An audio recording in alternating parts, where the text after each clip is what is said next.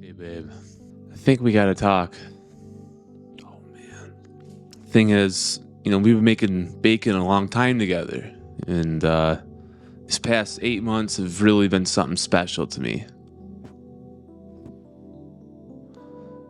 But the thing is, I gotta come clean. I've been seeing somebody else. It's not you. Well, I mean, it kind of is you. The thing about it is, you're just a pain to clean. Every time I make bacon and I've got all this charred black stuff at the bottom. I'm running out of lemon juice, scraping you out all night. Like I've met someone that I can just roll up and throw away when I'm done with her. Maybe sometime we can get together and we'll make some soup or something. For now, I'm going to show you guys my all new bacon meal prep. Let's get this thing going. So if you guys have watched me before, you know I eat a lot of bacon. In fact, during the week, I like to meal prep my bacon and bring it to work. Well, as it would have it, with this little red guy here, I was making 4 pounds at a time in this pan. The problem I was having is that at the very bottom, it would be charred and black, would take a very, very long time to clean. I was running through bottles of lemon juice. I knew there had to be a better way, so I started experimenting with new strategies, and wouldn't you know it, I found it. What we're going to be doing is baking the bacon in the oven on one of these trays. In fact, I'm going to lay out 2 of them. And this is where the real magic comes in. It's going to be with parchment paper. The parchment paper is going to keep the bacon from fusing to the aluminum tray, which has 2 advantages. 1, you don't lose any bacon by peeling it off the thing at the bottom. And 2, the bacon actually doesn't burn up as much. This is amazing because if you've ever experienced making bacon in the oven using aluminum foil, what ends up happening is that bacon that's on the bottom layer will sometimes get really dried up and turn black while the rest of the bacon's still not quite ready. And then when you go to take it out, parts of the aluminum foil rip and come off with the bacon. So you're either stuck with the aluminum foil or you've got bacon that's stuck to the aluminum foil. One way or another, you're missing out. But with this tray, we line it up with the parchment paper. It takes care of that problem all together. What I'm going to be doing today is I'm going to be making 6 pounds of bacon. I'll be doing 3 per tray. Got 2 of these guys, gonna line them up. The nice thing is you can actually reuse the tray. These come in a 15 pack at Costco, and as long as you're reusing them or they don't get too messy, you can actually get your money's worth quite well. The parchment paper, on the other hand, you get a 2 pack, but it's gonna last you a really long time. You get 205 feet per box, and you get 2 of them per purchase. So what I'm gonna get the oven nice and hot. I actually like to put it to broil. I've seen a lot of recipes online saying, put bacon in for 350 or 400, but they're not factoring the fact that I'm putting 6 pounds in there. I'm gonna go really hot. I'm gonna layer these pans with the parchment paper, bacon on top, and then I'll put another sheet of parchment paper on top. This is going to keep it from splattering and turning the oven into a mess. That part's kind of optional. I just don't want to have splatter everywhere, but it's not going to affect the cook or anything. So with that, let's get started. I'm going to have to kick my axe out because now we're cooking with trays. So you see what I'm doing here, and once I open up my packages of bacon, I'm going to be layering these all in the tray, trying my best not to have them overlap too much, but you'll see in a minute that that's going to be an inevitability. Once I've got my first pack neatly laid out on the tray, my second pack I'm actually going to put in a crisscross formation. This will come in handy later when I have to come and change the sheets. So I want to make sure that the layers that are on bottom eventually make their way to the top, and that the top layers also end up on the bottom. This goes a long way at leading to a more even cook.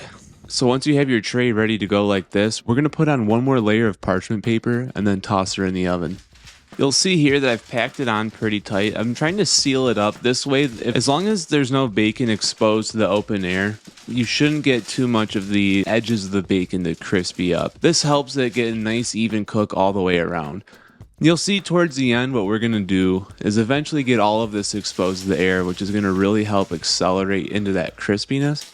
But for now, we really just want this bacon to start marbling. So let's get this in the oven and we'll get on our next tray.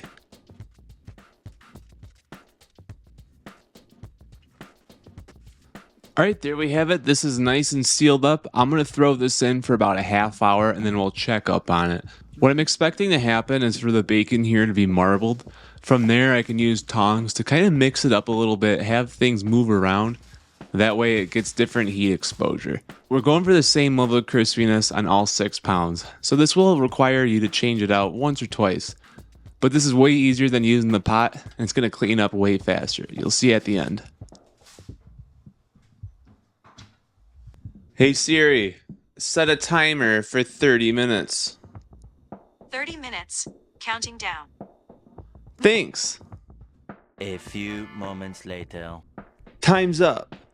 Siri just came and got me. Let's open this bad boy up and see what we're working with.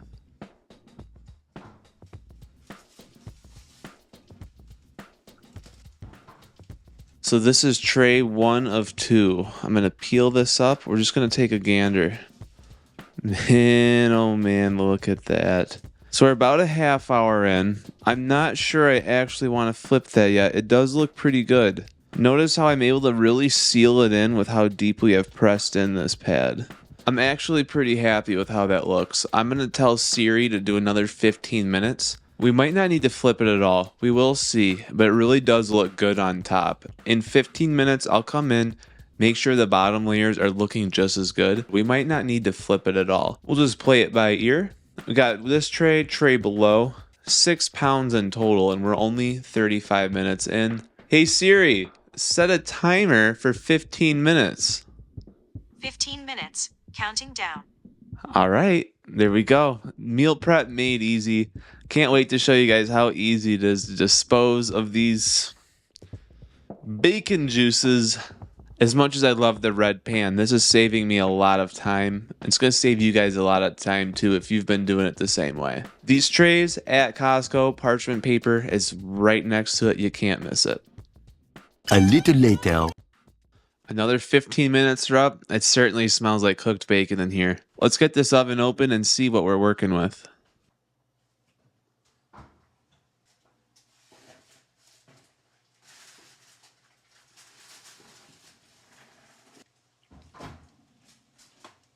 Boom. We got 2 full trays here. Gonna lift these sheets up and kind of see what we're working with. All right, left side. Oh, man. You guys, come on. That turned out basically perfect. That's 3 pounds of cooked bacon. Now, granted, I do have to check what's underneath. This might be a good time to get out the tongs. But first, let's see what the other side's looking like. Ah, interesting. Not quite as done. We're going to put this one back in while we take tongs and mix this one up and see, is it actually all the way done? Or am I just getting too optimistic? All right, people, moment of truth. There we go. Wow, look at that. All right, so as I did suspect, we're just going to take this, flip it over. Sometimes doing this, the bacon can break up, so I'm doing my best not to let it rip. But at the same time, it's all going to end up in the same place anyways. Now, if I didn't have a microphone in my hand, I'd be holding this tray steady. Ooh. All right, I got to put the microphone down for a second.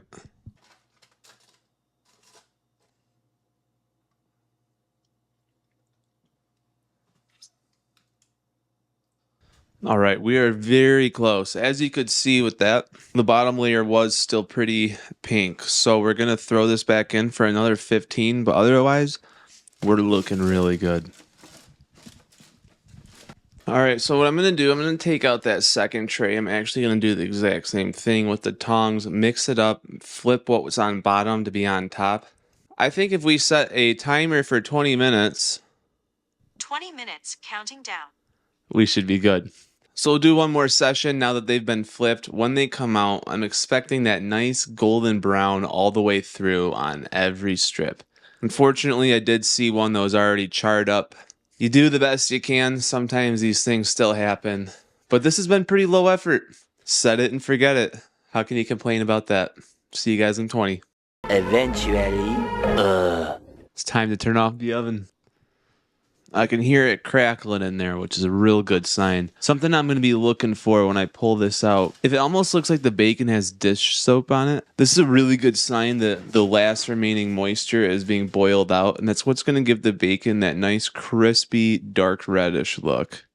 I hear it sizzling in there, so I have a good feeling about this. There it is. Look at that, the dish soap.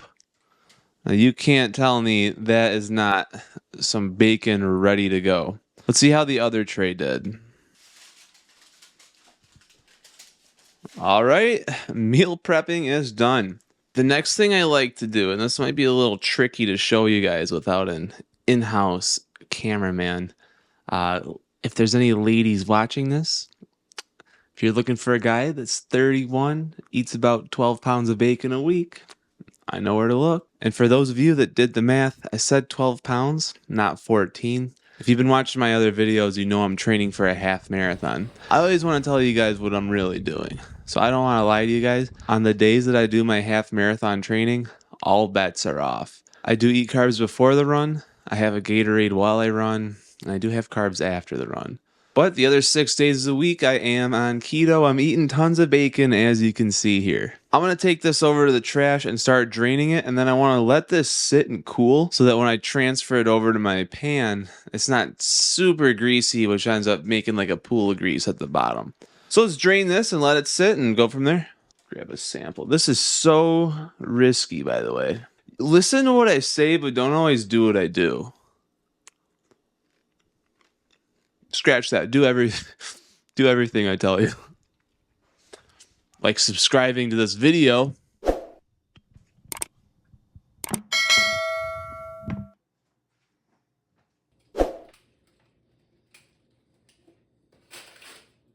Alrighty, here we go. I'm gonna start panning this up. The glass pan comes with me to work. I'm gonna have another pan.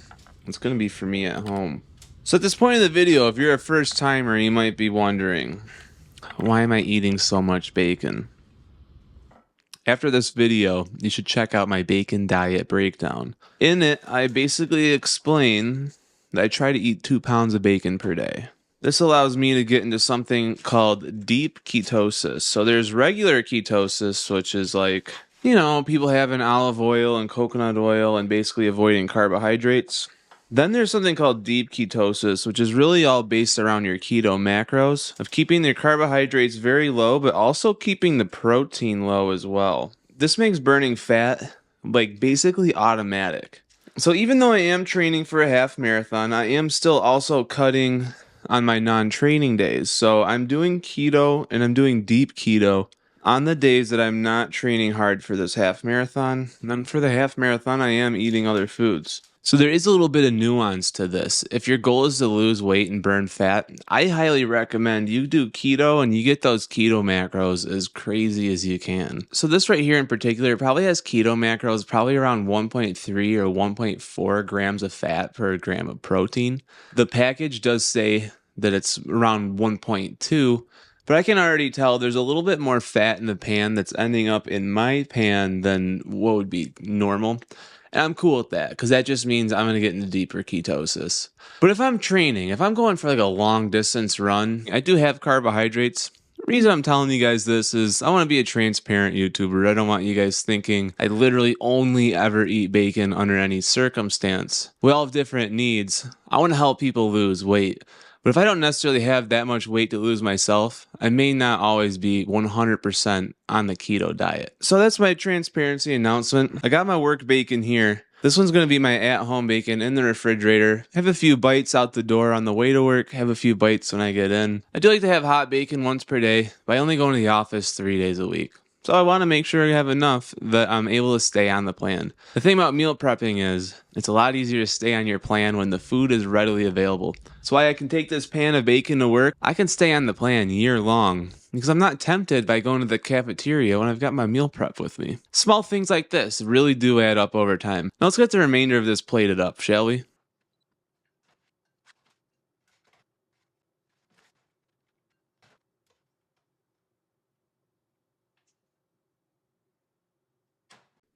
Alright guys, one more thing before I kick you out of my house. Hey, it is a work night. I gotta get to bed. I'm gonna show you how easy it is to clean.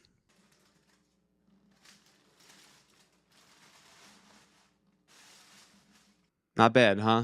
And look at that. This is completely reusable. In fact, I can store this in the oven. It'll be there the next time I need to use it. Costco sells these in a 15 pack. But if you reuse them, you don't really need the other 13. I'm going to store this. All I ever do is use the parchment paper, roll it up, throw it in the trash, and I'm done. Once I wash my hands, I'm good for the night. No more cleanup. Now with my big red pot over there, I'd be stuck in the sink for the next half hour, alternating between lemon juice and dish soap and baking soda. As much as I love that red pot, I think I found my new girl. Well, anyways, I'm going to get going to bed here. Go ahead and like the video. Also subscribe to the channel. I got new content coming out every Monday, and additionally on Sundays, I'm going to be doing a walk and talk podcast. I apologize in advance if the video quality isn't as great in the streams as they are in my normal videos. But the nice thing is, the theme of the podcast is a walk and talk. So what I actually want you to do is put me in your pocket. I'll make sure the audio is nice and clear. With the live stream podcast format, it allows me to take a little bit more time breaking down topics in deeper detail.